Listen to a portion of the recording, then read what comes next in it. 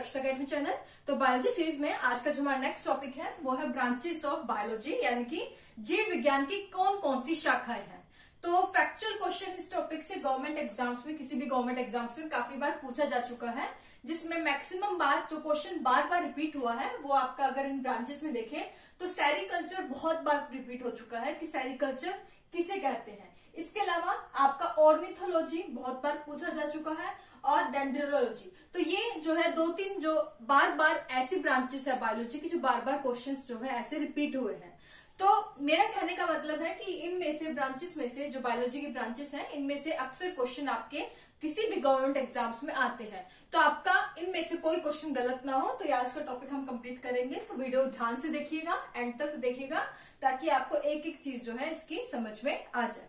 और वीडियो अगर अच्छी लगे तो प्लीज लाइक कर दें और ज्यादा से ज्यादा वीडियो को शेयर करें। चैनल पर नए हैं तो सब्सक्राइब कर लें। तो शुरू करते हैं। सबसे पहले एपीकल्चर। एपीकल्चर जो है वो आपका क्या होता है? तो एपीकल्चर है आपका मधुमक्खी पालन को हम क्या कहते हैं? एपीकल्चर कहते हैं। आपका जो बी फार्मिंग है, क्या है? बी फार्मिंग, यानी कि मधुमक्खी पालन को हम क्या कहते हैं? एपीकल्चर, मधुमक्खी पालन। तो क्वेश्चन मेरे साथ अगर आप नोट्स बना रहे हो तो अच्छी बात है, नहीं तो आप जब मैं पूरा लिख दूंगी लास्ट में आप इसका स्क्रीनशॉट भी ले सकते हैं। तो मधुमक्खी पालन यानी कि बी फार्मिंग को हम क्या कहते हैं? एपीकल्चर कहते हैं। उसके बाद है आपका सेरिकल्चर। सेरिकल्चर से आप ऐसे सेरिकल्चर बन रहा है तो ऐसे आप सिल्क याद रखिए, यानी कि सेरिकल्चर क्या है? जो आपका रॉ सिल्क होता है, आपको पता है कि जो आपका सिल्क होता है, रेशम होता है, वो कीड़े एक कीड़ा होता है, एक कीट होता है, इंसेक्ट होता है एक तरह का, वो जो है कि आपका जो रेशम का निर्माण करता है। तो उन कीड़ों के जो फार्मिंग को हम क्या कहते हैं? सेरिकल्चर। तो रॉ सिल्क का जो इंसेक्ट है उसकी फार्मिंग को हम क्या कहते हैं? सेरिकल्चर कहते हैं। हिंदी में आप कहें तो रेशम कीट पालन।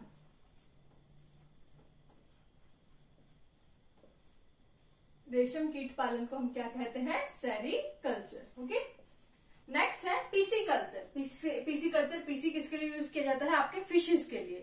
तो फिश फार्मिंग को आप क्या कहते हैं? PC culture. हिंदी में हम लिखेंगे मछली पालन।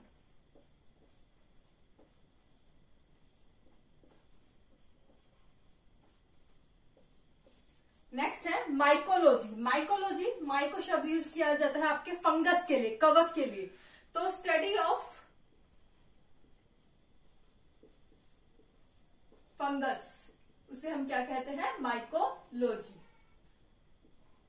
यानी कि कवक का अध्ययन। कवक अध्ययन। ओके। नेक्स्ट है फाइकोलॉजी। फाइको टर्म यूज की जाती है किसके लिए? आपका एल्गी के लिए, शैवाल के लिए। तो ये क्या है आपका? Study of algae.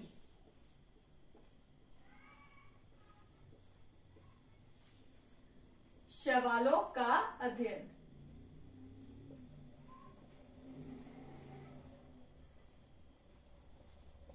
ओके। उसके बाद है एंथोलॉजी। एंथोलॉजी क्या है? स्टडी ऑफ फ्लावर्स,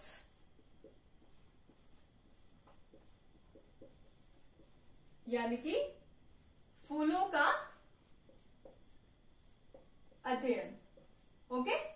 उसके बाद है पोमोलॉजी। पोमोलॉजी किसके लिए यूज किया जाता है? पोमोलॉजी यूज किया जाता है आपके फ्रूट्स के लिए। तो यहां पर आपका आ गया लॉजी, पोमो मतलब फ्रूट्स, और लॉजी जहां भी यूज हो रहा है यानी कि स्टडी। तो लॉजी का मतलब यहां पर आप लिख लें स्टडी ऑफ फ्रूट्स, यानी कि फलों का अध्ययन।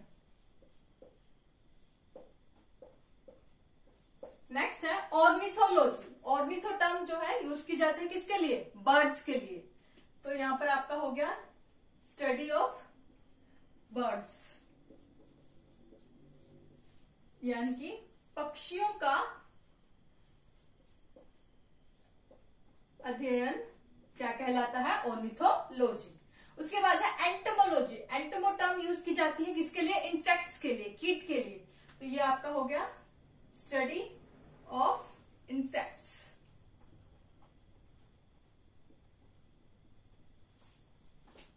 लिख ले, कीटों का अध्ययन, कीट अध्ययन। ओके, नेक्स्ट है डेंड्रोलॉजी। डेंड्रो यूज की जाती है आपका जो झाड़ियां हैं या फिर जो पेड़ है, यानी कि जो आपकी श्रब्स है और ट्रीज है, उनकी स्टडी को हम क्या कहते हैं? डेंड्रोलॉजी।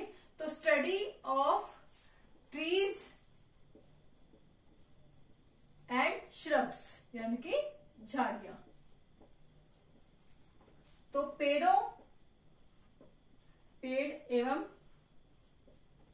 झाड़ियों, झाड़ी लिख रही हूं सिर्फ, का अध्ययन क्या कहलाता है? आपका डेंड्रोलॉजी। फ्लोरिकल्चर, फ्लोरी से मतलब हमें पता लग रहा है, फ्लोरी मतलब जो है आपका जो फ्लावर्स है, फ्लोरी से मतलब है आपका फ्लावर्स। तो यहाँ पर आप देखिए कल्चर जहां पे यूज हो रहा है तो वहां पर वो चीज को बढ़ाने के लिए, फार्मिंग के लिए यूज हो रहा है। तो फ्लोरिकल्चर क्या है आपका? जो फ्लावर्स की फार्मिंग जो है, फ्लावर्स की जो खेती है, उसे हम क्या कहेंगे?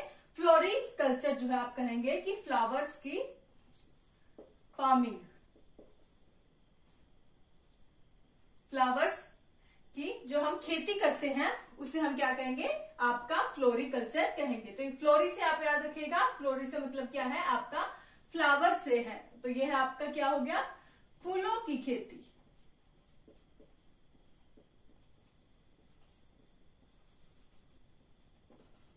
और नेक्स्ट है हॉर्टिकल्चर। हॉर्टिकल्चर यूज किया जाता है, हॉर्टी शब्द किया जाता है जो आपका जो बाग लगाया जाता है, जो आपका फ्रूट्स का जो बाग लगाया जाता है आपका पूरा एक, तो उसे हम क्या कहते हैं? फ्रूट्स को। और फ्रूट्स का हम कहेंगे, फ्रूट्स की एक तरह से खेती जो होती है उससे हम क्या कहते हैं? हॉर्टिकल्चर जो है कहते हैं। तो मेनली आपका फ्रूट्स और साथ में वेजिटेबल्स भी।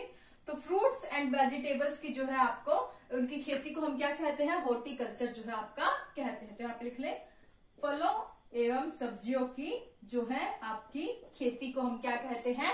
हॉर्टिकल्चर जो है आपका कहते हैं। तो ये था आपकी कुछ ब्रांचेस बायोलॉजी की, जिसमें मैं एक बार इंपॉर्टेंट आपको बता दूं जो क्वेश्चन बार बार रिपीट हुए हैं। तो इसमें सबसे इंपॉर्टेंट तो है आपका सेरिकल्चर। वैसे तो आपको सारे याद करने चाहिए, एक भी छोड़ना नहीं चाहिए, फिर भी एक आपको आइडिया के लिए बता दो कि जो बहुत बार पूछे गए क्वेश्चन है सेरिकल्चर से एपिक, ये जो ऊपर के तीनों इंपॉर्टेंट है, ये तीनों ही आपके इंपॉर्टेंट है, याद करिएगा। और उसके बाद है ऑर्निथोलॉजी, एंटोमोलॉजी और डेंड्रोलॉजी। ये 6 जो क्वेश्चन है ये मैंने काफी गवर्नमेंट एग्जाम्स में देखे हैं, क्वेश्चन जो है कई बार रिपीट हुए हैं। तो इनसे आप एक आइडिया ले लें। बाकी बच कितने गए? 4-5 और बच गए हैं। वैसे तो मेरा तो मानना यही है कि आपको सारे याद कर लेने चाहिए। तो अगर साथ में नोट बनाए हैं ठीक है, नहीं तो आप साइड में मैं हो रही हूँ तो इसका आप एक स्क्रीनशॉट लेकर रख सकते हैं, ताकि जब भी आप रिवाइज करो तो आप इसको देख के अपना नोट्स बना लो, शॉर्ट नोट्स, या फिर रिवाइज कर ले। तो आज के लिए बस इतना ही। Thank you so much.